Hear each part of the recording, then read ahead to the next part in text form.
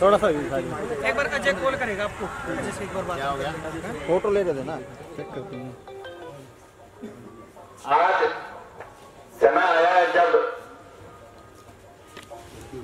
देश का भविष्य, जो हमारे प्यारे बच्चे हैं, उसको उनको किस तरीके से उनके भविष्य को और उनके भविष्य के साथ साथ किस तरीके से हिंदुस्तान के हरियाणा प्रदेश के खारिया गांव के भविष्य को हम बचाने का काम करेंगे, इस विषय के ऊपर आपसे बातचीत करने के लिए आपके गांव में मैं पहुंचा हूं। और हरियाणा के बहुत ही लोकप्रिय गायक केडी भाई भी हमारे साथ खारिया गांव में पहुंचे हैं। मैं पहले तो निवेदन करूंगा कि खारिया गांव में पहुंचने पर केडी भाई का भी जोरदार तालियों के साथ एक बार सारे स्वागत करें। सम्मानित बुजुर्गों, युवा साथियों, आज हमारा यहाँ पर आने का जो विशेष प्रायोजन है, वो प्रायोजन है आने वाले समय में, आने वाली 2 अक्टूबर इतवार को बालसमंद गांव में 3 बजे 2 बजे देश के सबसे क्रांतिकारी शिक्षा मंत्री, दिल्ली प्रदेश के उप मुख्यमंत्री मनीष सिसोदिया जी और साथ ही साथ आम आदमी पार्टी के राष्ट्रीय नेता, प्रदेश के नेता बालसमंद गांव में पहुंचेंगे और शिक्षा अधिकार पंचायत जो आयोजित की जा रही है उसमें अपनी बातों को रखने का प्रयास करेंगे। आप सोचेंगे कि ऐसी क्या वजह रही है, ऐसी क्या व्यवस्था रही कि आज आदमपुर हलके में शिक्षा अधिकार पंचायत करने का एक भी मिडिल स्कूल नहीं बचा है। मिडिल स्कूल तो आप समझते होंगे, मिडिल स्कूल जिसमें 6ठी, 7वीं, 8वीं क्लास के बच्चे जो होते हैं, आज एक भी ऐसा मिडिल स्कूल नहीं है हमारी बेटियों के लिए जहां बैठकर हमारी बेटियां पढ़ सकें। भारतीय जनता पार्टी की सरकार ने यह सुनिश्चित करने का काम किया कि जिस शिक्षा को लेकर लंबे समय से हम आगे बढ़ने का प्रयास करते रहे, जिस शिक्षा के लिए बाबा साहब ने कहा था कि शिक्षित व्यक्ति शिक्षित समाज का निर्माण करता है और शिक्षित समाज ही एक विकसित देश का निर्माण कर सकता है, उसको किस तरीके से खत्म करने का प्रयास भारतीय जनता पार्टी की सरकार ने किया। इसका जीता जागता उदाहरण हमारे पास लगते गांव, चाहे वो ढाणी मोहब्बतपुर हो, कैरमपुर हो, चूड़ी बागड़ियान हो, चूड़ी खुर्द हो, सदलपुर हो, असरावा हो, बालसमंद हो, किस तरीके से अध्यापकों की कमी दिखाकर स्कूलों को बंद करने का काम ये भारतीय जनता पार्टी की गूंगी बहरी और तानाशाही सरकार कर रही है। ये आप लोगों से कोई छुपी नहीं है। असल में भारतीय जनता पार्टी का एजेंडा ना केवल स्कूलों को बंद करना है, वो चाहती नहीं कि हमारे बच्चे पढ़कर आगे बढ़े और आने वाले समय में हिंदुस्तान को हम विश्व में, जो हमारे राष्ट्रीय संयोजक दिल्ली के मुख्यमंत्री अरविंद केजरीवाल जी ने एक मुहिम शुरू करी कि हिंदुस्तान को किस तरीके से विश्व का सर्वश्रेष्ठ 1 नंबर पर देश को बनाया जाए, उस चीज को जो समाप्त करने का प्रयास ये सरकार कर रही है, उसके बारे में विस्तार से और खुलकर तो उस दिन मनीष जी सिसोदिया और अन्य बड़े नेता आपको बताएंगे। आज मैं और केडी भाई आपके बीच में केवल और केवल 2 तारीख बालसमंद में होने वाली शिक्षा अधिकार पंचायत का आपको न्योता देने के लिए आए हैं। आप वहां पर ज्यादा से ज्यादा संख्या में, क्योंकि खारिया गांव साथ लगता गांव है, बड़ा गांव है और मैं जानता हूं खारिया गांव शिक्षा के और अन्य अधिकारों को लेकर एक जागरूक गांव है। और साथ ही साथ जब शिक्षा की बात करते हैं तो मैं यहां पर मौजूदा विधायक के बारे में भी आपसे चर्चा करना चाहूंगा, जिसके बारे में आप मेरे से बेहतर जानते हैं। पिछले दिनों यहां के मौजूदा विधायक अपने बेटे की पढ़ाई के लिए सुप्रीम कोर्ट तक का दरवाजा खटखटाने से गुरेज नहीं किया। उन्होंने अपने बेटे को अमेरिका की हार्वर्ड यूनिवर्सिटी में पढ़ने के लिए उन्होंने सुप्रीम कोर्ट तक का दरवाजा खटखटाने का काम किया। और जब सुप्रीम ने उनसे कहा कि आपको और आपके बेटे को विदेश जाने की इजाजत तो हम नहीं दे पाएंगे, क्योंकि 200 करोड़ रुपए का इनकम टैक्स का ऑफिस और 39 करोड़ रुपए की प्रॉपर्टी जो अटैच की हुई है, उसको लेकर सुप्रीम कोर्ट ने ये अंदेशा जाहिर किया कि कहीं आप विदेश चले जाएं और फिर वापस ना आए।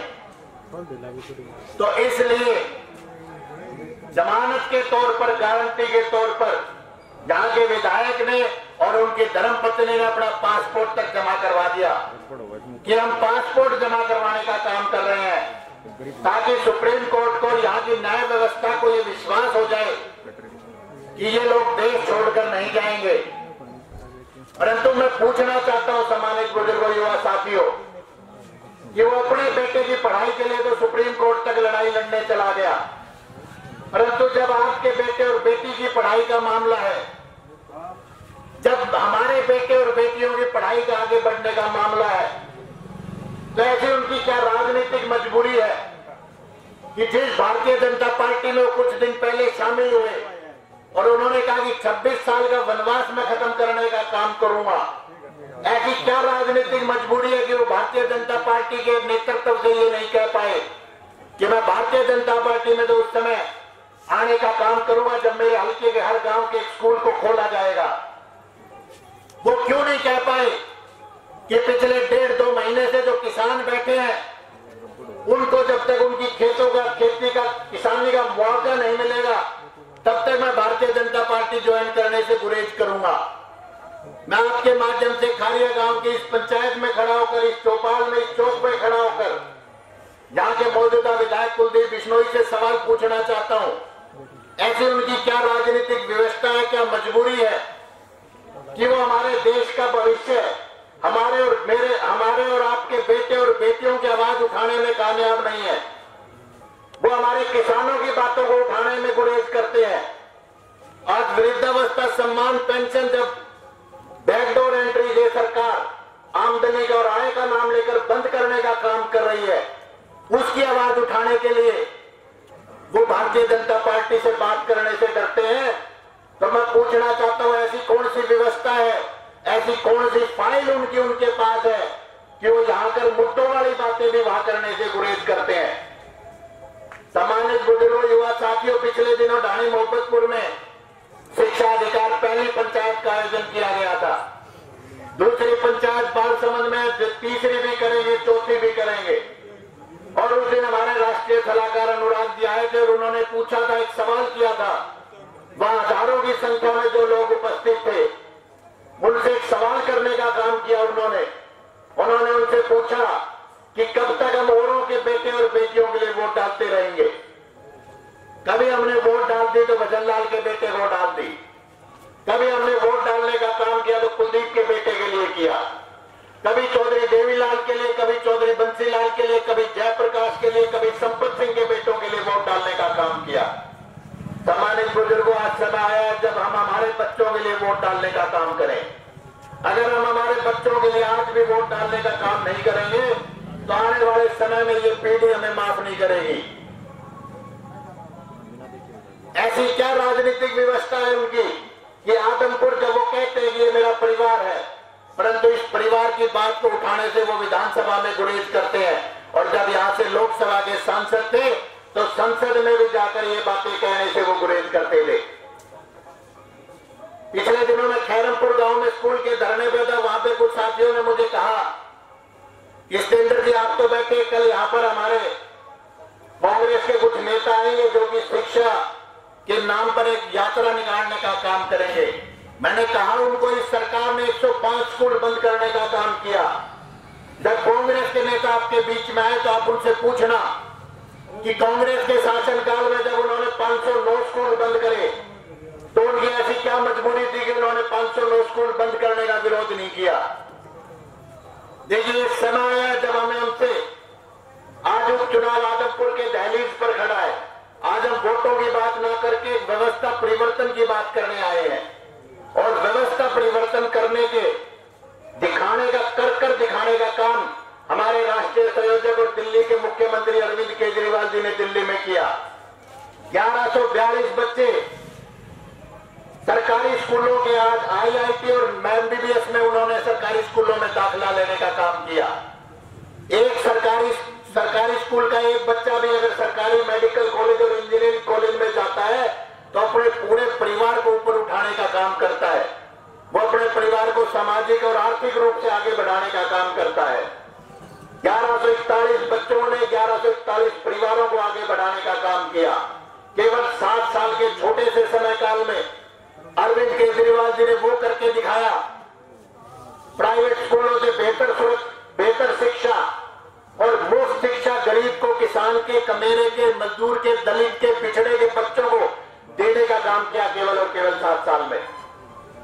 उन्होंने ना केवल शिक्षा अपितु स्वास्थ्य में भी वो कीर्तिमान बनाने का काम किया जिसका जीता जाता उदाहरण पूरा प्रदेश ही नहीं, पूरा देश ही नहीं अपितु विश्व में उनका डंका इस बात के लिए बजता है। जब वो कहते हैं कि हम ये व्यवस्था पंजाब में शुरू कर चुके हैं, वो व्यवस्था जब हरियाणा में, गुजरात में, हिमाचल में और प्रदेशों में करने की बात करते हैं, वो कहते हैं हम शिक्षा देंगे, मुफ्त देंगे, स्वास्थ्य सेवाएं देंगे, विश्व स्तर की देंगे और मुफ्त देंगे। जब वो कहते हैं बिजली देंगे, पानी देंगे, रोजगार देंगे, तो कुछ लोग कहते हैं कि मुफ्त की रेवड़ियां बांटने का काम करते हैं।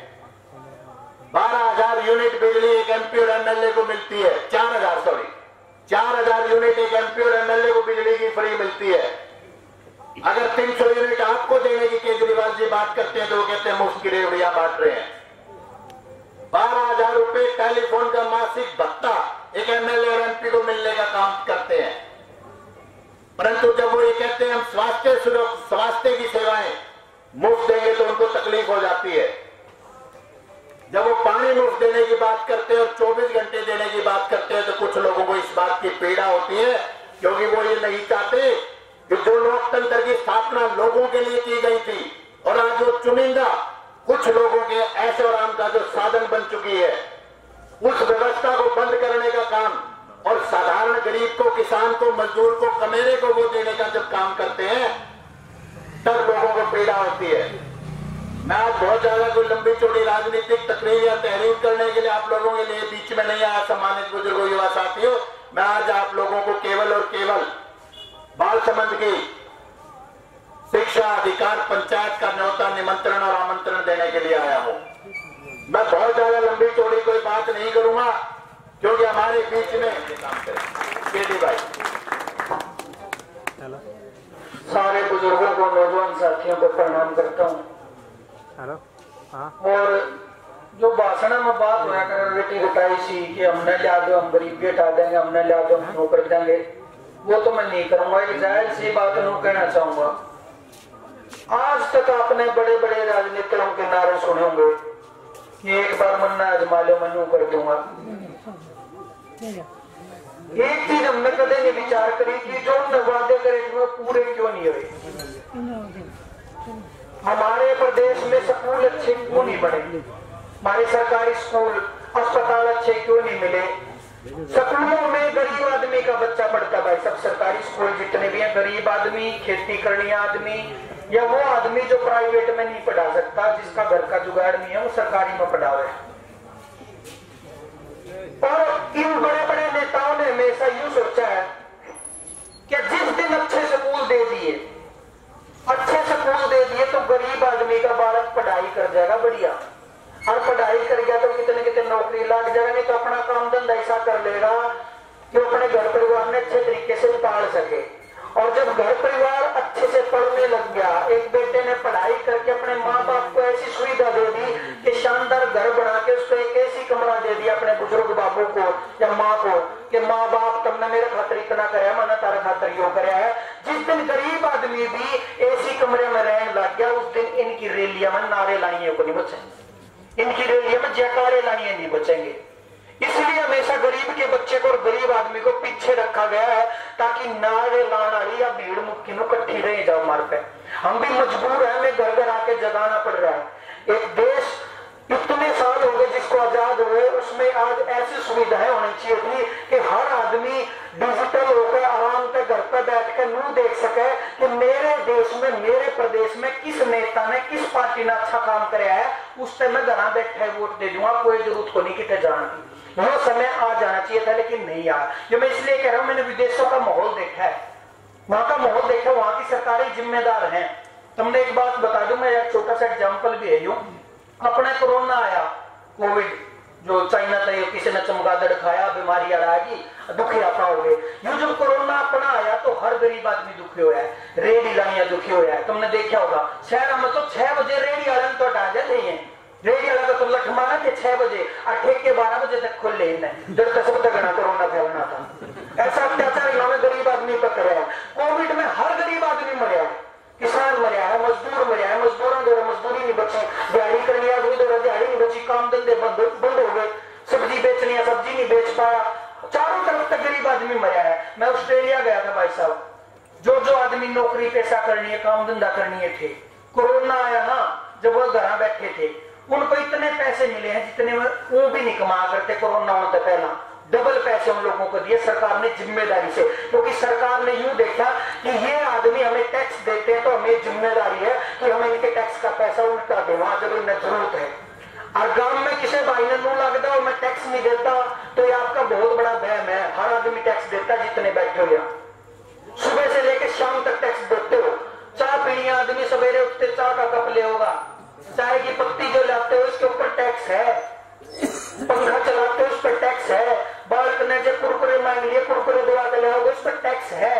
ये नहीं है कि सिर्फ दुकान वाला के पीछे बच रहे हैं, सरकार के भी बच रहे हैं। बीड़ी का बंडल लेकर उस पर टैक्स है, सिगरेट की डब्बी लेकर उस पर टैक्स है, और तो घूट ले लिया आदमी सामने घूट मारे टैक्स देगा, घूट मारे हर चीज पर टैक्स है। और हमारा मुबैन है कि हमने दिया है कि है सरकार तक, हमने तो आज तक दिया है कुछ नहीं, हम तो टैक्स भरते नहीं, भरो हो तुमने बेरा लगता कर टैक्स भरो तुम, और उस टैक्स का रिटर्न पैसा हमें आज तक नहीं मिला है। ये कह दे बोला केजरीवाल फ्री में दे रहा, सारी चीज फ्री में नहीं दे रहा। केजरीवाल लोगों से लिए हुए पैसे को ईमानदारी से वापस दे रहा है। केजरीवाल ने उस पैसे से अपने लिए जहाज नहीं खरीदे, केजरीवाल ने उस पैसे से अपने लिए हेलीकॉप्टर नहीं खरीदे। जब यह हिम्मत आई कि लोगों को उनका पैसा उल्टा दे पावे। दिल्ली में आप देखोगे ये छोटी छोटी चीजें हैं जो घर को संभाल के रखती हैं। ये मारा भाई सिर्फ एक दिन का दिखावा करे सरकार, रक्षाबंधन वाले दिन का बोला सारी माता बहन का फिरा फ्री एक दिन का, वो बेचारी नु सोचेगी जान का तो फ्री हो जाएगा, अंदर ही देर लगेगा उसका नु जी करेगा सवेरे वक्त का जाया पोची बदवा के शाम तक तो उल्टी आ ले। जब भाई जब एक दिन की रोटी तो खर्चा लग जाएगा, अगले दिन उल्टा आएगा। दिल्ली में हर महिला को फ्री में बस सुविधा, फ्री में किसी महिला ने सोचना नहीं पड़ता अपने बेटे के लिए किताब लेने जाना, कोई काम जाना, फ्री में जाओ। और ये सुविधाएं हमने भी चाहिए। मैं अभी भी कह रहा था पिछले ग्राम में भी बड़े बुजुर्गों से अपील करूंगा मैं, जो छोटे बच्चे हैं ना सरकारी स्कूल में पढ़ने वाले, बहुत सारे बच्चे चलो प्लस 2 वाला एक आधा केवरा उस रेंज में आ रहा है, नहीं तो छोटे बच्चे तो इनका तो वोट भी नहीं बना। इनकी लड़ाई कौन लड़ेगा? इनकी लड़ाई इनके माँ बाप चाचे ताऊ गांव लड़ेगा। और किसी का जो प्राइवेट में पढ़ता हो बालक, उसकी सबसे पहली जिम्मेदारी है कि उसकी भी लड़ाई आपने लड़नी है जिसका बेटा सरकारी में पढ़ा है। भाई भगवान ने आप पे दे दिया इतना पैसा, धनमाया दे दी कि आप तो प्राइवेट में पढ़ा रहे हो, वो प्राइवेट में अपने अपने बच्चे पढ़ाकर मुंह खुश ना हो कि भाई मेरे के लग है। गरीब गरीब देखेंगे इस बात में, तो जिसके सरकारी में पढ़े हुए देखेंगे आने वाली पीढ़ी अपनी भी गरीब हो सके, जो सा बात जुगाड़ है तड़के के ना हो। इसलिए जिम्मेदारी जरूरी है, बड़े बुजुर्गों की ज्यादा जिम्मेदारी है। मैं कहूं था दोबारा कह रहा हूं कि हमने आज तक वोट किस बात पर दिया है? एक आधा भाई को वोट दे दे है, इशार जाऊंगा कोठी को भाई साहब पाऊंगे 2 वोट तो मेरे भी किचन गांव माँ का बताओगा, देखा अपना तो खास है, जो मैं खास है अपना तो प्रोग्राम हो जनसभा हो रही है, उसको बराबर में जाकर कुर्सी पर बैठ के बड़ा कुर्सी दाओ चाली भाई साहब चालो वो लोग कहा हाँ ले लेंगे। काम माँ का बताओ तेरे लाइक काम करी थी अब तो गुमराह कर रहे हैं हमने बिना बात खाम का। कुछ लोग गुमराह करे, कुछ हम अपने आप हो रहे हैं। हम इस बात में राज्य हो रहे हैं कि मंत्री मारा जानकार, अरे जानकार करेगा कि तेरे घर में क्या आप जानकार मंत्री थे, तेरे बात का क्या फायदा है भाई? जानकार मंत्री अपने बात तो विदेश में पढ़ावे, तेरे लिए धक्के खावे हैं। और जिस दिन इनका नौकरी नहीं होगी, जिस दिन ये बेरोजगार हो जाएंगे, आत्महत्या की तरफ जाएंगे। बहुत सारे परिवार ऐसे हैं, पीछे से हादसा हुआ था, पवन है एक लड़का जो खोज की तैयारी कर रहा था तालू गांव का, सुसाइड करना पड़ा उस बच्चे ने, और धरती पर मुंह लिखा गया था कि बाबू माफी चाहूंगा, मैं इस जन्म में फौजी नहीं बन पाया, अगली बार बनूंगा। ये कसूर था भाई इस बालक का, कसूर यो था ऐसी जगह जाम गया जरा सरकार निकम्मी है। जरा सरकार जिम्मेदार नहीं है। युवा साथियों से भी कहना चाहूंगा, मेरा पर्सनल और निजी कोई लालच नहीं है भाई साहब, मेरा बिना राजनीति भी ठीक गुजारा है, बहुत बढ़िया। तारी दया तक हमने जो गाने सुने, किसान परिवार है, गरीब आदमी है, मजदूर आदमी है, मध्यम वर्गीय आदमी है, मेरे गाने सुने भाई। कोई मैंने तो है नहीं अंबानी की चोरी सुनाई, अडानी की चोरी सुनाई, मैंने तो अपना नहीं सुना भाई। अरे मैं अपना नहीं इतना दे रखा, मैंने कोई जरूरत को नहीं, रास्ता जनसभा करोड़ दे दिया, मैंने कोई जरूरत को नहीं, लेकिन जमीर अंदर से जिंदा है, क्योंकि मेरे को भगवान ने दे दिया। मैंने 4 भाई सुना, तो मेरी जिम्मेदारी बनती है उन 4 भाइयों को जगाना, उन 4 भाइयों को आगे लेके आना। बड़े बुजुर्ग को कहना चाहूंगा, तारा हाथ में बागडोर है, आने वाली पीढ़ी कुछ नहीं कर पाओगे।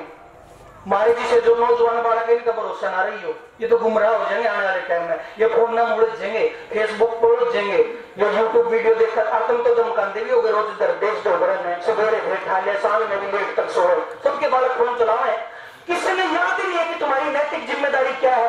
जियो ले आकर दे दिया, जियो क्यों ले आए, फ्री में दिया जियो, बोला फ्री में ले लो, लाइन में लग लग कशी मिली, फिर कदे वो 200 का कर दिया, फिर 300 का, फिर 700 का, धीरे धीरे लाए रुपये सारे के। और सब आदत भी होगी, आदत ये डाली कि नेट देखो, खूब गाने देखो, खूब उसमें सच मारना को देखो, कौन सी रोहिना चल लग रही है। हम गुमराह कर दिए। जिन बालका ने आवाज उठानी थी, जिन बच्चों ने सवाल करने थे सरकार से कि हम बेरोजगार क्यों हैं और ये बेरोजगारी इतनी क्यों बढ़ी है, हम गरीब क्यों हैं, हमें नौकरियां क्यों नहीं है, उन बच्चों को फोन में उड़ जा दिया, फोन में, ताकि इन बालका का याद नहीं रहा कि तुम बेरोजगार हो। बालका नु लगा ना तू किस बेरोजगार, तू तो सवेरे का तो इसमें लग रहा है कौन, ये टेम काट दो भाई, ये आत्मा से कह रहा हूँ मैं बात, मैं कोई बनावटी भाषण या मतलब वो भाषणबाजी आपकी भी नहीं, मैं दिल से कह रहा हूँ टेम काट दो। और बुजुर्गो तुम भी बहुत बटन दाब लिए, 14 घरोड़ा में बहुत बटन दाब लिए, 14 में बालक बर्बाद कर दिए। जात पात में रोज का बटन दाब दिया हमने, जात पाता में, जात पात से बाहर आना पड़ेगा, इन बच्चों को पढ़ाना पड़ेगा। फिर किसी सरकार का हाथ जोड़ने की जरूरत को नहीं, मैंने मुआवजा दे दो, मैंने यो कर दो, मेरी पेंशन बांध दो, नहीं जरूरत हमने, मेरे बालका ने पढ़ा दो, ये बड़ी बड़ी नौकरियां बनना के लिए क्या करवा क्यों, एक टाइम तक मेरा पेंशन लेने भी नहीं जाओ, रखो थाली में, मेरे बालक पढ़ाओ, मेरे बालका नौकरी लाओ, हमने नीचे कुछ हम ये पढ़ जाएंगे, हम क्यों हमारे क्यों गरीबी रहोगे, क्यों दुखी रहोगे हम, इन बालका का सवाल करो। और जब भी लीडर आपके गांव में है, नो कह दियो जी ईद तक इतने साल हो गए, आपका बेटा खातर हमने मेहनत करी है, आपके परिवार के लिए हमने मेहनत करी है, एक बार बटन हमारे बेटा खातर दाब दो, अपने अपने बेटा खातर, अपने अपने बेटे खातर बटन दाब दो। ये बदलाव बहुत जरूरी है। धन्यवाद, प्रणाम, नमस्ते। पहली आवाज बढ़ती सरकार से करना, क्योंकि यह सरकार आई क्यों थी, गौ माता का नाम लेकर आई थी, देखा होगा सबने, यह सरकार गौ माता का नाम लेकर आई थी, काम ये करने लग रही है, बोले अफ्रीका तो चित्ते जाए, ये कहोगे भाई चित्ते का जरूरत थी इस देश में, चित्ते की कोई बोले चित्ते खत्म हो रहे हैं, अरे किसान भी तो खत्म होने लग रहे हैं। अगर चित्ते चाहिए तो नहीं बढ़कर में तैयार करो, जो मेडल लाते हैं, जो हमारे खिलाड़ी है, इन तो बड़े चित्ते कौन है, हर गांव में चित्ते हमारे, तुम लोग को चित्ते कम हो रहे, बड़े बड़े चित्ते पड़े हैं, इनमें मेहनत करो, लाओ इनका, इनमें अकेडमी दो, अच्छे ग्राउंड दो, इन स्टेडियम तो मारने चित्ते से दौड़ेंगे तो सारे देश लोगों में सब तक गणे चित्ते तो इंडिया में है। अरे इतना अच्छा तो लुगाई लिया हुआ तो ठीक था। चलो मैं तो ये कहना चाहूंगा भाई, ये सवाल हमसे जब करना जब हम सत्ता में हो, जो सत्ता में हो तो यूं जरूर करो कि जिस गौ माता के नाम पर तुम आए थे ना, उस गौ माता की कदर करो। आज किस बीमारी पे जूझ रही है, हम करते रहते जो हमारे को बने हैं, क्योंकि गौ माता के आशीर्वाद से भाई कलाकार बने, नाम हुआ सब परमात्मा की देन हुआ, खेड़े मंदिर ये सारे जुड़े हुए हैं, हर आदमी का जिसका भी नाम हो, चाहे कोई इलेक्शन में हो, राजनीति में हो, चाहे को खिलाड़ी मेडल में हो, चाहे को कलाकार बनो, सब कुछ जुड़े उसके लिए, गांव जुड़े हैं, मंदिर जुड़े हैं, खेड़े जुड़े हैं, गौ माता जुड़े हैं, सारी चीजें हम करा टाइम टू टाइम। पर आजकल है ना वो चीज हो जाए, हर बात की वीडियो बनाकर गेरा लग जाके, आज गौशाला में मैंने नौकर दिया, आज नौकर दिया, तारे में तेन कहने लग जाएंगे, दिखावा ना करे, काम कम करे, तो कर दे रहा टाइम टाइम पर। भगवान जी सा देव है ना, उसमें तो थोड़ा थोड़ा काट दे, गौ माता का भी, भगवान का भी, भाईचारा का भी सारा कर दे रहा हूँ। धन्यवाद। हम उठा रहे हैं, उठाइए वही आवाज उठाइए, बोलने हैं बाद में। चलो बहुत बहुत ये नहीं कि कहीं नहीं उठा रहे, हम हर जगह सारे खारिये गांव ने इतनी तन्मयता से, इतने विश्वास के हमारी बातों को सुना, इसके लिए सारे गांव का इस काम के समय में, क्यों किसान का बेटा हूं, मैं समझता हूं काम की कितनी तड़ातड़ी है, और इस मामले में भी आपने पूर्ण सहयोग करते हुए पूरी संख्या में आके हमारी बात को सुना और कुछ नारे लगा के अपनी वाणी को विराम दूंगा। और उम्मीद है इन नारों से हमारे अंदर वो संचार होगा, वो ऊर्जा आएगी, वो शक्ति आएगी कि जब हम आने वाले समय में, जैसा कि हमारे भाई ने बताया, केडी भाई ने बताया कि अपने बच्चों की लड़ाई लड़ना अब हमें शुरू करना होगा। ये नौजवान जो साथी खड़े हैं इनकी लड़ाई लड़ना शुरू हो गया। सारे अपना मुट्ठी बंद कर लेंगे भाई और जोश से नारा लगाना है। न्यू नहीं वे जमा खेत में यहाँ तो चुगाई करके आए और न्यू करके आए, न्यू नहीं। भारत माता की और मैं तो तुम्हारी आवाज नहीं बेटा जोर से बोले। एक बार फिर से भाई युवा साथी, एक बार फिर से भारत माता की वाह देवा। इंकलाब इंकलाब। बहुत बहुत धन्यवाद। आप सुबह 9 बजे इशार आ जाओ रविकांत, मैंने 9:30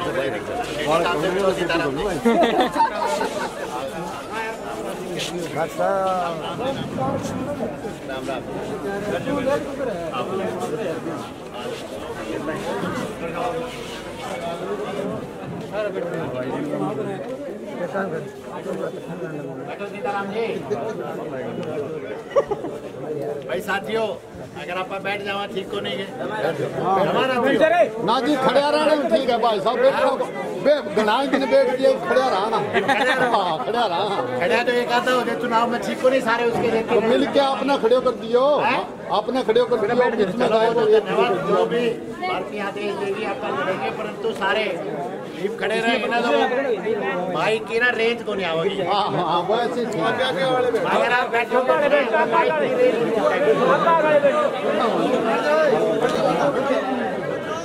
हेलो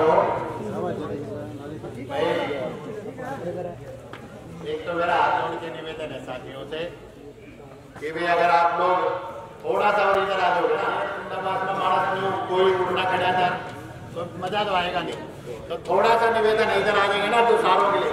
और मेरा आपसे भी भाई साहब, ये आपका काम थोड़ा सा आप 2 गाँवों में 30 से 35 मिनट तो सेल्फी लेने में नौजवान साथियों ने लगा दी केजू भाई के साथ। तो फिर जहाँ से हमारा भी कसूर को नहीं, थोड़ा सा साथियों का भी था जिनकी वजह से हम थोड़ा लेट हुए। हेलो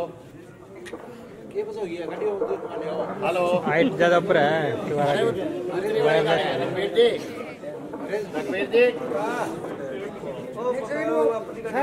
हेलो, एक बार माइक चेंज कर रहे थे। अच्छा वो दूसरा माइक ले जा रहे हो ना, तार वाला जाएंगे इसमें बीच में नहीं। अब चलो जब तक वो आएगा तो कुछ नारों के साथ जो इतना युवा भाई जवान खड़े बात करने वाला तेज है, ऐसे ना करो यार। भारत माता की बहुत बढ़िया, बहुत बहुत। अब लगता है कि आप पूरे जोश में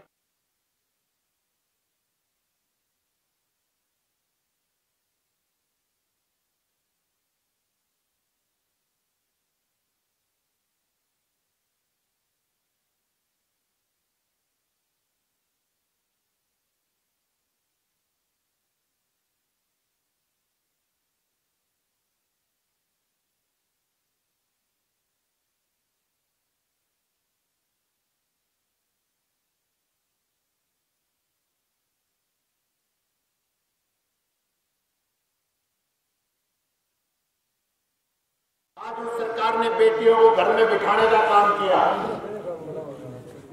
सामान्य बुजुर्गों, युवा साथियों, शिक्षा किसी भी समाज का, किसी भी व्यवस्था का सबसे मजबूत आधार होता है, जिसमें कहते हैं, पुराने बुजुर्ग कहते हैं कि जब आपकी नींव मजबूत होगी तो उस पर बिल्डिंग भी मजबूत बनने का काम होगा। शिक्षा के माध्यम से, बच्चों के स्कूलों को बंद करने के माध्यम से हरियाणा प्रदेश की एक तानाशाही बर्बरतापूर्ण गूंगी बहरी सरकार हमारे बच्चों से शिक्षा का वो अधिकार छीनने का काम कर रही है, जो अधिकार बाबा साहब ने संविधान के माध्यम से हर गरीब को, किसान को, कमेरे को, मजदूर को, दलित को, पिछड़ों को देने का काम किया था। बाबा साहब ने कहा था कि हर व्यक्ति अगर शिक्षित होगा तो शिक्षित समाज का निर्माण होगा।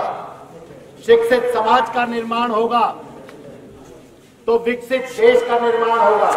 और अगर देश विकसित होगा तो आज अरविंद केजरीवाल जी ने जो सपना देखा है मेक इंडिया नंबर 1 का, उसको कहीं ना कहीं हम साकार करने का काम करेंगे।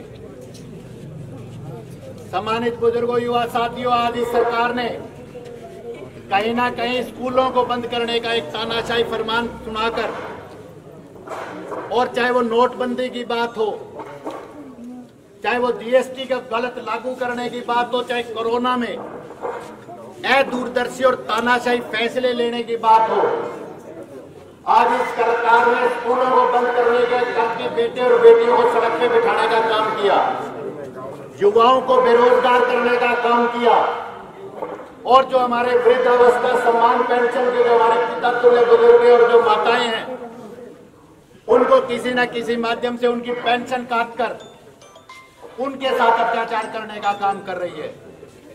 आज हमें उस व्यवस्था को समझना होगा, और उस व्यवस्था में मुझे कई बार हंसी आती है जब पिछले दिनों में कोई व्यक्तिगत किसी व्यक्ति के खिलाफ नहीं हो, परंतु जब यहाँ के विधायक हमारे भाई कुलदीप जी जब भारतीय जनता पार्टी में शामिल हुए और उन्होंने कहा कि मैं इस इलाके का 26 साल का वनवास दूर करने का काम करूंगा, मैं पूछना चाहूंगा ऐसा कौन सा वनवास दूर करने का वो काम करेंगे जिससे कि स्कूलों को बंद करके बेटे और बेटियों को सड़क पे बिठाने का काम किया, युवाओं को बेरोजगार करने का काम कर रहे हैं, और बुजुर्गों की पेंशन काट के वो किस तरह का वनवास खत्म करेंगे, ये मेरी समझ से परे है। सम्मानित बुजुर्गों, युवा साथियों, वो कहते हैं उनकी क्या राजनीतिक मजबूरी मैं नहीं समझ पाया कि ऐसी क्या उनकी मजबूरी है कि जब उनको बेटे को पढ़ाने के लिए अपने बेटे को अमेरिका भेजने की जब बात आती है तो वो सुप्रीम कोर्ट का दरवाजा खटखटाने से नहीं छोड़ते,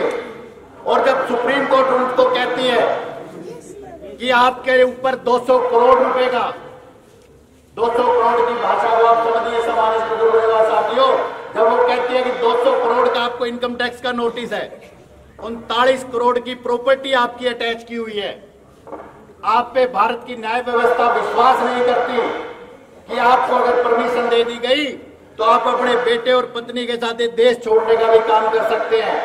अगर आप चाहते हैं आपका बेटा विदेश में पढ़ने जाए तो आपको अपना पासपोर्ट हमारे पास जमा करना होगा।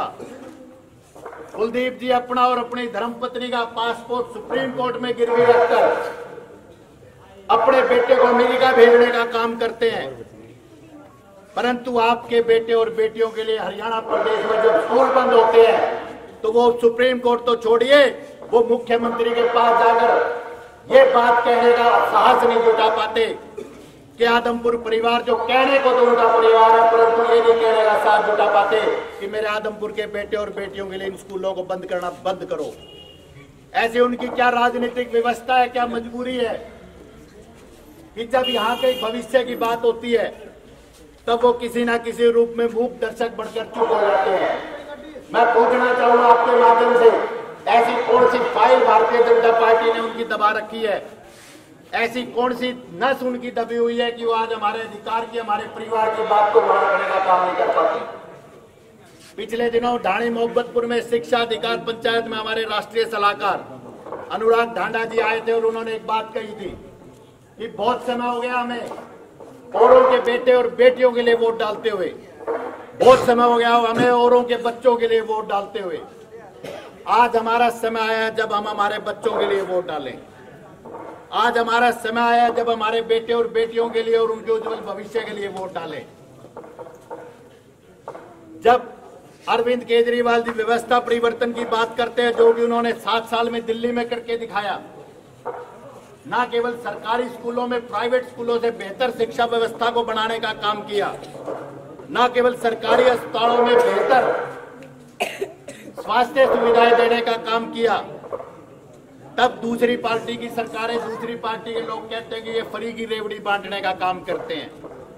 80 लाख हजार करोड़ के कर्जे, ये युवा साथी खड़े हैं, मुझे तो पता नहीं जीरो कितनी लगती है, परंतु 80 लाख हजार करोड़ के कर्जे हमारे देश के प्रधानमंत्री अपने 2 दोस्तों के, 3 मित्रों के, महा उद्योगपतियों के माफ करने का काम करते हैं। तब तो उनको फ्री की रेवड़ी नजर नहीं आती, परंतु जब अरविंद केजरीवाल जी कहते हैं कि मैं हर बेटे को, हर बेटी को फ्री की शिक्षा दूंगा। जब वो कहते हैं कि हर बेटे हर व्यक्ति को स्वास्थ्य सुविधाएं, चाहे वो टेस्ट के माध्यम से हो, विश्व स्तरीय सुविधा स्वास्थ्य की और शिक्षा की मैं देने का काम करूंगा। वो कहते हैं मैं 300 यूनिट बिजली फ्री देने का काम करूंगा। वो कहते हैं मैं पानी दूंगा, मैं रोजगार दूंगा। तब उनकी योजनाओं से चिंतित दूसरी पार्टियां कहती हैं कि ये फ्री की रेवड़ियां बांटते हैं। ये फ्री की रेवड़ियां नहीं है, इसके ऊपर मेरे भाई भाई प्रकाश डालेंगे कि अरविंद केजरीवाल जी क्योंकि इन्होंने उस मॉडल को समझने का काम किया। वो फ्री की रेवड़ियां नहीं है, किस तरीके से अरविंद केजरीवाल जी ने खाका तैयार किया। पिछले दिनों आदमपुर मंडी में आए थे वो, और आदमपुर मंडी में आकर उन्होंने इस बात को कहने का काम किया था। उन्होंने ये बात कही, उन्होंने ये बात रखने का काम किया कि भाई हमने दिल्ली में काम करके दिखाया, हमने पंजाब में काम शुरू कर दिया। आज सब आया है कि हरियाणा के लाल हैं और हरियाणा में वो काम करना चाहते हैं। जो फ्री की रेवड़ी 300 यूनिट बिजली को वो कहते हैं ये फ्री की रेवड़ी है। मैं पूछना चाहता हूँ 4000 यूनिट बिजली फ्री जब MP और MLA को मिलती है, जब 30, 32, 35 साल एक कर्मचारी अपने पूरे जीवन की नौकरी करके जब वापिस आता है तो उसको पेंशन नहीं दी जाती और केवल 5 वर्ष के लिए MLA और MP को बनाए सम्मानित होकर युवा साथियों। मैं आपके माध्यम से कहना चाहूंगा कि जब यहाँ पर और पार्टियों के लोग आए तो आपने उनसे आह्वान करना है, उनसे पूछना है कि उनके पास ऐसी क्या कार्य योजना है, क्या ऐसी व्यवस्था है जिसको वो बदलने का काम करेंगे। पिछले दिनों में खैरपुर गांव में धरने पे था, तो एक साथी ने कहा कि कांग्रेस के कुछ नेता कल यहाँ पर आकर शिक्षा के लिए यात्रा निकालेंगे। मैंने उनसे पूछा बहुत अच्छा काम करेंगे, परंतु उनसे पूछना कि इस सरकार ने तो 105 स्कूल बंद करे हैं, कांग्रेस की सरकार ने 509 स्कूल बंद करे थे। उन स्कूलों में यात्रा कब निकालेंगे वो? अरविंद केजरीवाल जी हमारे राष्ट्रीय संयोजक आदमपुर में आए तो उन्होंने कहा था कि ये लोग इस चुनाव को जाति पे धर्म पे बांटने का काम करेंगे, उस तरफ ले जाने का काम करेंगे, परंतु आपने इस चुनाव को शिक्षा पे रखना है, व्यवस्था पे रखना है, स्वास्थ्य पे रखना है। आपने सुनिश्चित करना है इस चुनाव को गलत दिशा और गलत दिशा ना दी जाएगी। कहने को तो सम्मानित बुजुर्गों युवा साथियों बहुत सी बातें हैं, परंतु विस्तार से आपको बातें मनीष जी सिसोदिया और अन्य राष्ट्रीय नेता 2 तारीख को 2 बजे बालसमंद में विस्तार से बताएंगे। और आज हम सब लोगों के बीच में एक ऐसी शख्सियत हमारे बीच में आई बैठी है जिन्होंने हरियाणा प्रदेश का नाम, हरियाणा संस्कृति का नाम न केवल हिंदुस्तान में अपितु विदेशों में भी लोकप्रिय बनाने का, परचम फहराने का काम किया है।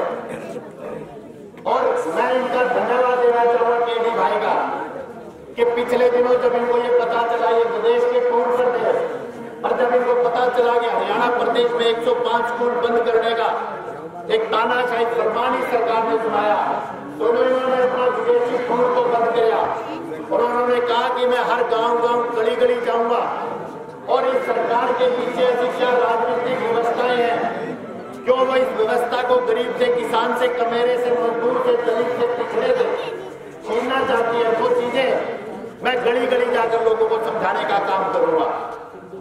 तो आज मैं बहुत ज्यादा आप लोगों के बीच में बात ना करके मैं निवेदन भी करूंगा केडी भाई से उनके आए और विस्तार से और तफसील से वो इन सारी बातों पर रोशनी डाले।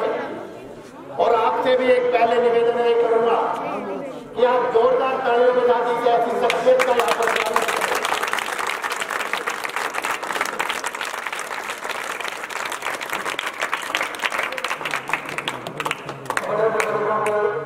इसके बिना ही कर मेरे को क्लियर नहीं यूट्यूब तक पहुंचा जाते सारे गाँव वाला ने, बड़े बुजुर्ग ने, नौजवान साथियों ने, बच्चे ने, राम राम भाई। एक तो खुशी की बात है कि ये गांव सुनना चाहता है कि क्या हमारे गांव के लिए होना चाहिए, क्या भविष्य की योजना होनी चाहिए, किस तरफ आपने जाना चाहिए। बात यह नहीं कि आपने किसको वोट देना किसको नहीं देना, खास बात यह है कि तुम जुड़ो हो, इकट्ठे हो कि विचार करो। काम में खुशी की बात लगी मैंने सुनने आए हो गया कि रोटी पानी खाए पाचा रोज जाड़े इकट्ठे हो। अच्छा फिर ठीक है, मैं बैम पाले रहा हूँ तुमने का जड़ तो रोज चलो। अच्छा एक छोटा सा सवाल में युवा साथी लगभग सारे खड़े हैं, आपसे पूछना चाहूंगा, आप में से सरकारी नौकरी का कौन कौन है?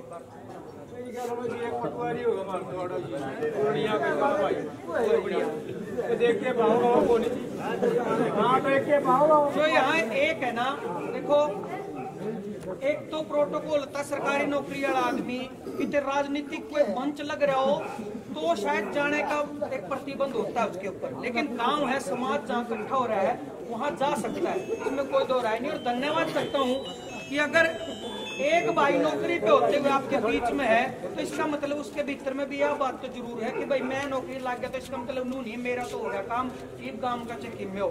ऐसे बहुत सारे लोग हैं जिनकी वजह से हम पीछे हैं, जो लोग अपनी अपनी नौकरी पकड़ के और आने वाली पीढ़ी के लिए या अपने साथियों के लिए नहीं सोचते। तो जिम्मेदार लोगों का होना हर गांव में जरूरी है। जैसे ये भाई साहब आए हैं, ऐसे और भी जो गांव के जिम्मेदार लोग हैं जिन तक भगवान ने सूत्रे दिन दिए नौकरी दे दो, वो किस वजह से मिली किस वजह से नहीं मिली, भगवान जाना पढ़ के मिली या मंत्री जी का जानकार था, वो पर्ची से मिली खर्ची से मिली, किसी तरीके से मिली मेहनत तो मिली, लेकिन उसके बाद भी उसकी जिम्मेदारी बढ़ती गाँव जो इकट्ठा उसमें शामिल हो। एक भाई आए उनका धन्यवाद भी करता हूँ, युवा साथियों का भी धन्यवाद करता हूँ कि तुम सारे इकट्ठे हो। भाई साहब सत्येंद्र जी बता रहे थे कि केजरीवाल को दोष देती है सरकार फ्री की केजरीवाल को सरकार कहती है कि फ्री में देके देश को बर्बाद करने दो। मैं आपको बता देता हूँ भाई साहब, केजरीवाल जी कोई चीज आपको फ्री में नहीं दे रहे, वो आपका ही पैसा है और लोगों का ही पैसा है। जो दिल्ली में फ्री में दिया जा रहा है ना, जो लोगों को बिजली फ्री दी जा रही है वो लोगों का पैसा है। बहुत भाइयों को देख लो भाई, लाइव उदाहरण 14,000 का बिल है, 13,995 रुपये बिल है। मतलब यो बिल जब का है जब ये है ना मैसेज ऊपर दो देश इलाके जब आना चाहिए। ये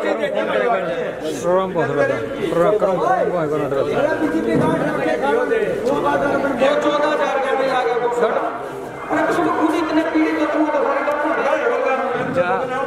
छोटो नीचे बैठ जाओ। बात मैं कहना चाह रहा हूँ, नीचे बैठ जा, कैमरे के नीचे। बिल्कुल इस बात में बोलेंगे तो बात बिठाओगे जरूर। जो मुद्दा मैं बता रहा था रखेंगे जिस बात को दुकर कई भाई गाँव में नुका डेवलपमेंट टैक्स नहीं भरता, सुबह चाय पीते हो आपका टैक्स शुरू हो जाता है, बिस्कुट खा लिए तो टैक्स शुरू हो गया। बच्चे ने कह दिया पापा मैंने कुरकुरे दुआ लिया, कुरकुरे दुआ के जाओगे उस पर टैक्स है भाई, बीड़ी का बंडल लेके आते उस पर टैक्स है, सिगरेट की टप्पी लेकर उस पर टैक्स है, लेनी है रोज सांझ में टैक्स देकर ऊपर पंखा चालो उस पर टैक्स है, जो बिजली का बिल आता है। पैसा बाद में करना है, पैसा जाते हुए दे देना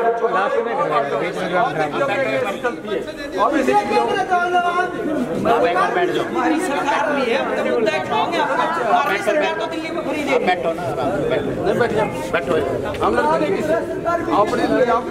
वही तो आगे शुरू करें एक बार बात जो करनी करेंगे जिस बार। तो हर आदमी टैक्स दे रहा है और उस टैक्स का पैसा वापस किसी ने भी नहीं लग रहा। इन बच्चों की पढ़ाई का मुद्दा किसी ने उठाया है तो पहली बार उठाया है, अस्पतालों का मुद्दा उठाया तो पहली बार उठाया है। आज तक इस देश में जो राजनीति हुई है वो धर्म की हुई है, जात पात की हुई है, और हम सारे लगभग हरियाणा पूरा जात पात में उलझ कर रह गए। जात पात में उस जात पात में इतना उलझ गए कि हम बच्चों की पढ़ाई भूल गए, हम अपने स्वास्थ्य की सुविधाएं भूल गए, हम रोज घर में चर्चा करा हर सुख दुख की, फसल बर्बाद हो जाए उसकी चर्चा करा, बालक स्कूल में फेल हो जाए उसकी चर्चा करा, लेकिन एक चर्चा हम कभी नहीं करते कि जिसको हमने वोट दिए थे उसने अपना खातर क्या कर दिया। हर बुजुर्ग की जिम्मेदारी है, अगर बुजुर्ग ने कह के वोट दुआए थे तो बुजुर्ग ने बताना चाहिए बच्चा से कि भाई मन ने वोट दुआए थे तारे भी, और यो काम होया यो नहीं होया, मन ने भरोसा था वो भरोसा पूरा को नहीं आगे तारा हिसाब से देख लियो। हर आदमी की जिम्मेदारी बढ़ के घर में चर्चा करना, क्योंकि राजनीतिक जो लोग आते हैं बीच में वोट तो ले जाए वो नू याद नहीं रखते वोट किस मुद्दे पे लिए थे, किस लिए लिए थे। हम अपनी निजी जानकारियों में पूरे गांव के वोट को झोंक देते हैं। गांव में से 3-4 आदमी इकट्ठे होकर कह रहे भाई इब का करते हमने आजादी के 70 साल देख लिया, आजादी के बाद के वो इब के नहीं आ लिया है।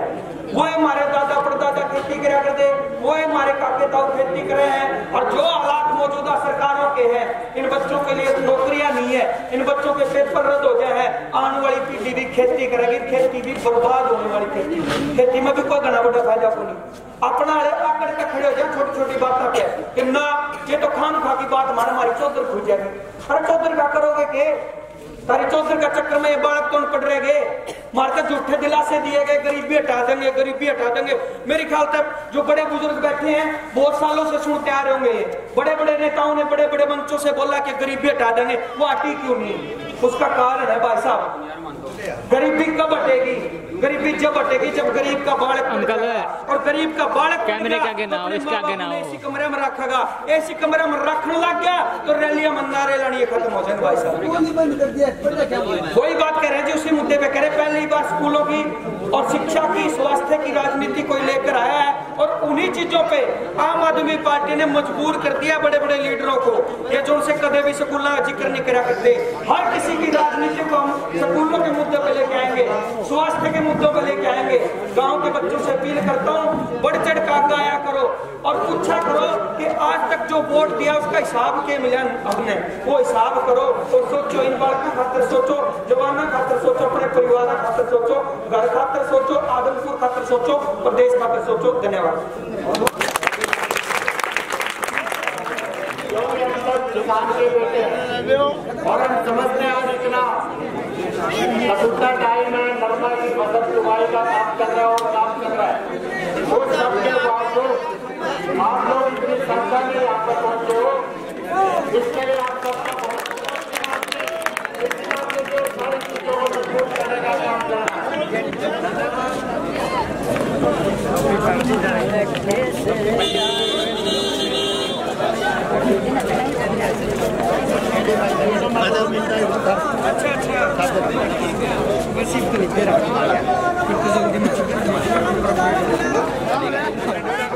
आराम से फोन तो ले लो।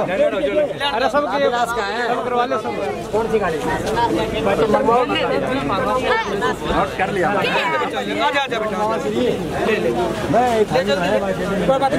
कोई बात नहीं, चाहे वहाँ बैठे।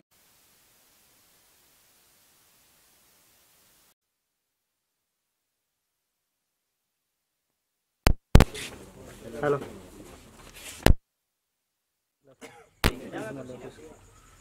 जी हाँ, नमस्कार। मेरा नाम है अशोक और आप देख रहे हैं पब्लिक रिएक्शन टीवी व बिग हरियाणा न्यूज़। और हमारे साथ आज मौजूद हैं आम आदमी पार्टी से भाई सतेंद्र सिंह और कुलवीर दनोदा जी, केडी जी। तो हाँ जी, नमस्कार। सबसे पहले स्वागत आपका हमारे चैनल। बहुत बहुत धन्यवाद। सबसे पहला हमारा सवाल है यही रहेगा, क्योंकि हाल ही में आपने बदलाव किया है, भारतीय जनता पार्टी को छोड़ के आम आदमी पार्टी का में जाने का निर्णय है। देखो, मैं तो आपको एक निवेदन और करना चाहूँगा कि आज हम सुंडावास गांव में आज जो जनसंपर्क का हमारा आज के दिन का जो आखिरी गांव था, तो हमारे बीच में, मैं तो आप लोगों के बीच में हमेशा ही रहता हूँ, आज हमारे बीच में एक बहुत ही लोकप्रिय शख्सियत जिन्होंने हिंदुस्तान का और हिंदुस्तानी संस्कृति का नाम ना केवल हिंदुस्तान में अपितु विदेशों में भी हमें लोकप्रिय किया। तो मेरा निवेदन है आप लोगों से कि आज हम केडी भाई पे ही केंद्रित रहें। हम तो कल मिल लेंगे, परसों मिल लेंगे, फिर बात कर लेंगे। तो मेरा निवेदन है हम केडी भाई से ही आज बात करें। फिर भी आम आदमी पार्टी में जाने का कुछ निर्णय लिया है, इसका पीछे कुछ तो देखिए, इस निर्णय के पीछे केवल और केवल व्यवस्था परिवर्तन। व्यवस्था परिवर्तन किस मायनों में? शिक्षा के मामले में, स्वास्थ्य के मामले में, पानी के मामले में, रोजगार के मामले में। किस तरीके से माननीय हमारे राष्ट्रीय संयोजक अरविंद केजरीवाल जी ने जिस तरीके से चाहे गरीब के, दलित के, पिछड़े के, किसान के, कमेरे के, जो बच्चों के लिए एक व्यवस्था बदलाव का काम किया, व्यवस्था परिवर्तन का काम दिल्ली में केवल 7 साल में उन्होंने किया। किस तरीके से शिक्षा में आमूल चूल परिवर्तन करने का काम किया, किस तरीके से स्वास्थ्य में उन्होंने आमूल चूल परिवर्तन करने का काम किया, किस तरीके से युवाओं को रोजगार देकर इस देश को, दिल्ली प्रदेश को एक नई दिशा दिखाने का केवल और केवल 7 साल के अल्पकाल में जो काम किया, उसको लेकर मेरा, आप कह सकते हैं कि आम आदमी पार्टी की तरफ। जी बात से याद आई भाई साहब, लोग बोल रहे हैं कि आदमपुर उपचुनाव है, बीच में चुनाव आ गया इसलिए पार्टी छोड़ दी, क्योंकि कुलदीप बिश्नोई बीजेपी में चले गए। और बीजेपी में जाने से जो भारतीय जनता पार्टी में ऑलरेडी नेता थे, जो पार्टी से टिकट की चाहत रखते थे, उन सब ने पार्टी को छोड़ दिया। आप भी चुनाव लड़ना चाहते थे, तो इसलिए बीजेपी से तो टिकट मिल नहीं सकती थी। देखिए, आप प्रतिदिन इतने सवाल करते हैं, मैं एक सवाल आपसे कर लेता हूँ। आप एक YouTube चैनल, आपने 2 YouTube चैनलों का नाम लिया, आप YouTube चैनल चला रहे हैं। आपका जो शौक था, अगर मानूं मैं, तो शौक तो जिस दिन आपने YouTube चैनल शुरू किया उस दिन पूरा हो गया था। अगर मुझे केवल और केवल चुनाव लड़ने की बात होती तो 2014 में मैं राष्ट्रीय पार्टी की टिकट पे चुनाव लड़ चुका था। आज चुनाव लड़ने की चाहत का विषय नहीं है, आज विषय है व्यवस्था परिवर्तन का। आज विषय है किस तरीके से हरियाणा प्रदेश को, किस तरीके से हमारे देश को हम दुनिया में नंबर 1 बनाएं। आज उस तरीके से उस तरफ हमारे बढ़ने का काम है। जहाँ तक आप पूछते हैं टिकट की और जो बात करते हैं, ये सवाल आपका मेरे ख्याल में होना चाहिए कुलदीप बिश्नोई से, जो इतने लंबे समय से। आज मुझे एक बात बताइए, कुलदीप जी ने आज इस्तीफा दिया है, क्या थे वो? मैं आपसे सवाल करता हूँ, आप प्रतिदिन सवाल करते हैं, मैं महावीर जी से आपसे सवाल करता हूँ, कुलदीप जी फिलहाल क्या थे इस्तीफा देने से पहले? विधायक। और वो चुनाव लड़ने के बाद क्या बनना चाहते हैं? विधायक। तो व्यवस्था परिवर्तन, तो मैं यही तो कह रहा हूँ, यही तो मुद्दा है। 1998 में पहली बार कुलदीप जी विधायक बने, आज 24 साल से कुलदीप जी विधायक है, और फिर आदमपुर उपचुनाव को, लाखों रुपए के टैक्स के पैसे को उन्होंने फिर अपने बेटे को या खुद दोबारा विधायक बनने के लिए, ताकि मुझे लगता तो नहीं है कि उनको इतना लालच होगा, परंतु एक पेंशन और बढ़ जाए। क्योंकि हरियाणा सरकार, पंजाब ने और दिल्ली ने एक उदाहरण स्थापित किया कि एक विधायक को एक बारी, चाहे वो अनेकों बार विधायक बने, एक ही पेंशन मिलेगी। परंतु मुझे लगता है कुलदीप जी को लालच है कि वो बार बार विधायक बनना इसलिए चाहते हैं कि पेंशन बढ़ के आती रहे। आज भी मेरे अगर आंकड़े गलती है तो लाखों रुपए, करीबन 9-10 लाख रुपए उनके घर में पेंशन के आते होंगे विधायकों के, जो सुंडावास के, खारिया के, डोबी के, सलेमगढ़ के, मोहब्बतपुर के लोगों ने उनको ताकत दी जिससे कि वो विधायक बने। और वही ताकत वो दोबारा अपनी पेंशन के लिए, अपने बेटे को हार्वर्ड में भेजने के लिए, और दिल्ली में, मैं उनको इस आदमपुर हल्के का नहीं मानता। मैंने कई जगह साक्षात्कार में कहा कि वो बाहरी है। मैंने बाहरी इसलिए नहीं कहा कि उनका जन्म स्थान कोई और है या कहीं, बाहरी इसलिए कहता हूँ कि आदमपुर में वो मिलते ही नहीं है, आदमपुर में दिखते नहीं है। एक व्यक्ति ने मुझे कहा था कि हथियार हाथ का, नेता साथ का। बिल्कुल। जो नेता आपके साथ नहीं है वो आपका नेता कैसा हुआ? आज उनसे मिलने के लिए आपको हजारों रुपए की प्लानिंग करनी पड़ती है। भाई मिलन जावांगे, दिल्ली जावा, 2-4-5 हजार रुपये गोज में तो जाया था, नहीं जाया नहीं जाता। बिल्कुल। केडी भाई से पूछना चाहेंगे, भाई साहब नेम थी, फेम थी, फिर भी राजनीति में आने का कारण? मैं अगर बात करूं, सबसे पहले तो मैं नू नहीं है कि भाई मैं सीधा विचारधारा से जुड़ा था इस पार्टी की, आम आदमी पार्टी की। और पहली बार जो राजनीति की अगर शुरुआत की थी तो इसी पार्टी से की थी। मैं स्कूल देखने गया था, मैंने मंच से भी बोला था कि काफी भाई आम आदमी पार्टी के फेसबुक पर और पे पोस्ट गिरा करते कि हमने दिल्ली के स्कूल सुधार दिए। तो कलाकार होने के नाते भी आवाज उठानी भी जरूरी थी और पूछना भी जरूरी था कि भाई जब जो तुम बात करो स्कूल सुधार दिया, हकीकत बात है या फिर हवाई बात कर रहे हो? तो उन भाइयों ने न्योता दिया था कि आप आओ दिल्ली में देख कर आके देखिए। मैं 2018 में स्कूल देखने गया था। स्कूल देख के मैं प्रभावित हुआ था, क्योंकि आज परमात्मा ने मेरी सुन ली। भाई 4 गाने ठीक चल गए तो मेरे दौरे ठीक ठाक सा जुगाड़ हो गया भगवान की दया से। अगर मैं नहीं कर पाता कुछ, और फैमिली बैकग्राउंड जब अगर आप मध्यम वर्गीय परिवार से आते हो तो बहुत सारा खुल का आप नहीं खेल सकते कई चीजों में। भाई कुकर बालक पढ़ाने हैं, कुकर खुद का जीवन यापन करना है, कुकर गाड़ी घोड़ा रखना है, वो सारी चीजें एक सपने की तरह होती है गरीब परिवार में। वो सपने दिल्ली में जब पूरे होते दिखे गरीब बालकों के, बिल्कुल, जो अपने साथी नन्नू देखा भाई प्राइवेट में अच्छे ऐसा आराम से पढ़ते हैं, और वो बच्चे जब यूं महसूस करते कि मैं भी तो अच्छे से पढ़ रहा हूँ, तो वो सपने पूरे होते दिख रहे हैं। वो सपने जो भगत सिंह जी ने देखे थे, वो सपने जो बाबा भीमराव अम्बेडकर जी ने देखे थे, संविधान के निर्माता रहे, और उन्होंने ऐसी ऐसी चीजें इस देश को देने की कोशिश की लेकिन बीच में जो लोग आए, जो उनके नाम पे वोट बैंक करने आए या उनके नाम पे राजनीति करने आए, उन्होंने बच्चों से अधिकार छीन लिए, छोटे छोटे बच्चों से, जिनकी आंखों में सपने थे, उनके सपने मार दिए। उन्हीं सपनों को साकार करने की जिम्मेदारी हर कलाकार की भी है। जो मुद्दों की बात करती है, जो जरूरत है, हमने आजादी के 70 साल बाद जो बेसिक जरूरत है वो पूरी नहीं हो रही हमारी, उनकी जो जरूरत है उस पर राजनीति करती है। और यही कारण है कि मैं अपने कलाकारी वाले काम थोड़े बहुत छोड़ के आज आदमपुर के गांव गांव घूम रहा हूँ। इसका कारण यही है कि एक सुनहरा दरवाजा हरियाणा के लिए खुल जाए, एक मौका हरियाणा के पास और आदमपुर के साथियों के पास रोजगार मिले, जिससे बुजुर्गों को स्वास्थ्य मिले। इस तरह की एक राजनीति की नई नींव तैयार हो। बिल्कुल जी केडी जी, जिस तरीके से आपने संगीत की दुनिया में जलवा बिखेरा है, क्या आदमपुर में उसका रिएक्शन देखने को मिलेगा? देखो, इस यहाँ जलवा मेरा नहीं कहूंगा मैं कि मेरा कोई जलवा की बात करूंगा, मैं तो यहाँ मुद्दों के जलवे की बात करूंगा कि आदमपुर के लोगों को खुद समझना चाहिए कि केजरीवाल जी की जो नीति है, जो स्कूल सुधारे हैं, उस जलवे की तरफ आप जाओ।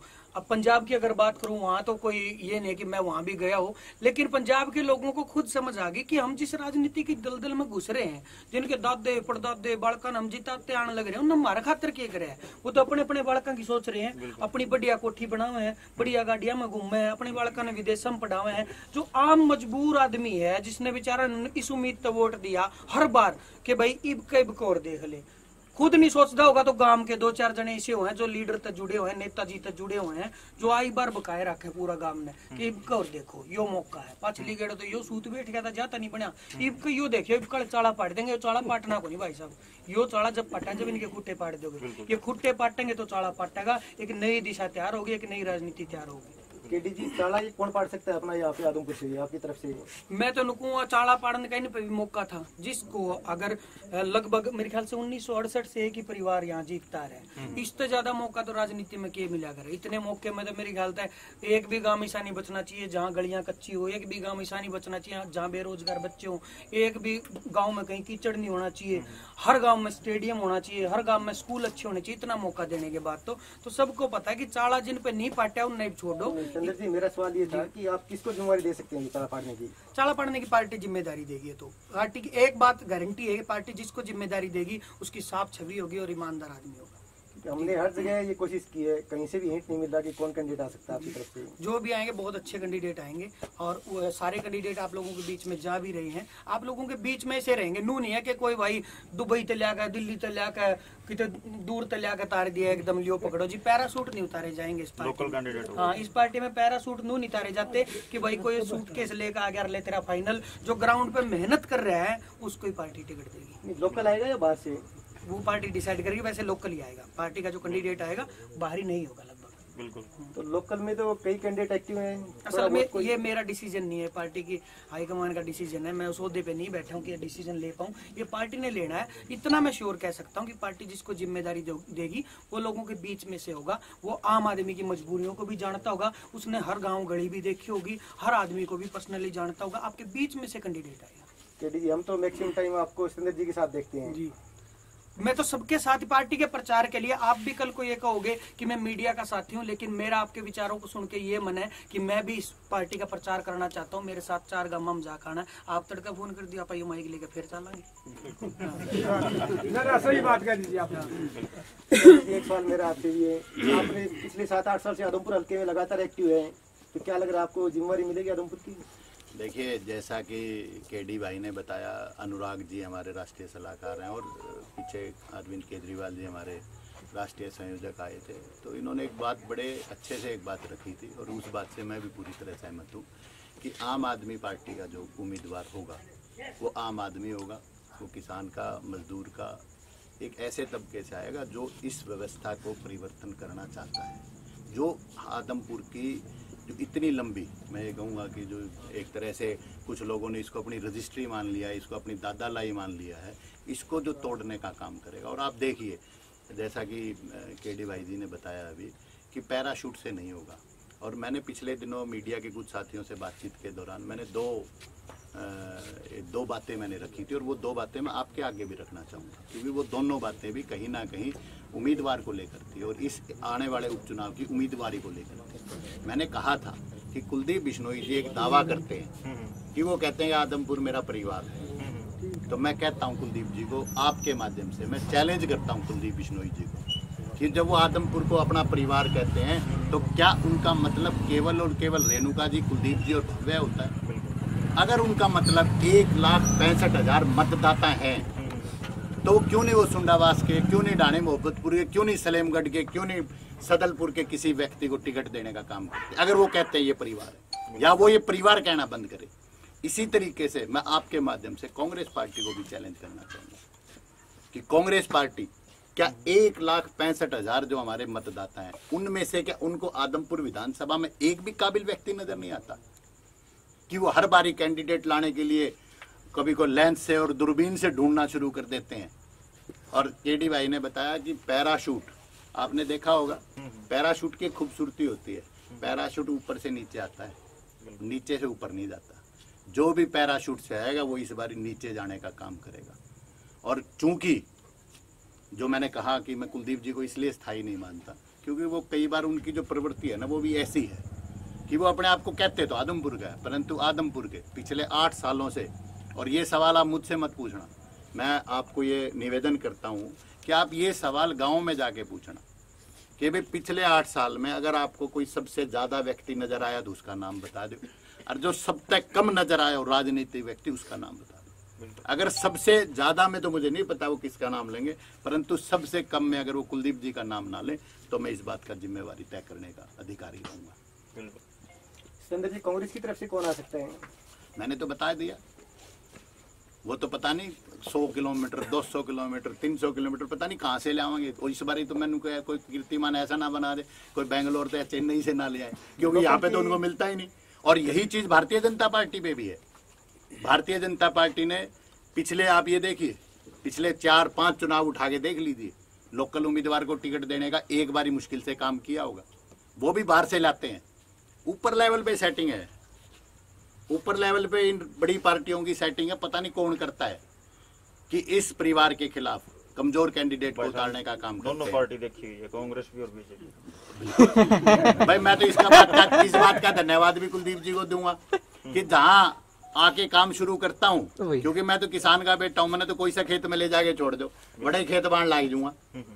मैंने कांग्रेस पार्टी से चुनाव लड़ा, मैंने कांग्रेस पार्टी में अपना मामला ठीक किया, लोगों से मेलजोल शुरू किया। कुलदीप जी अपनी हरियाणा जनहित को बंद बुंद करके कांग्रेस में आ बढ़े। मैंने कहा भाई कुलदीप जी कांग्रेस में आ गए, और उन्होंने दावा किया भाई भारतीय जनता, बोला देश के आदमपुर के लोगों किसी पे विश्वास कर लेना, भारतीय जनता पार्टी में मत करना, इसने चौधरी भजनलाल के और आदमपुर की पीठ में छुरा भोंकने का। मैं भाई यो मानस कदे बीजेपी में नहीं आवेगा। मैं बीजेपी में आ गया, मन के मेरा था यो बीजेपी में आया पावेगा, आ लिया।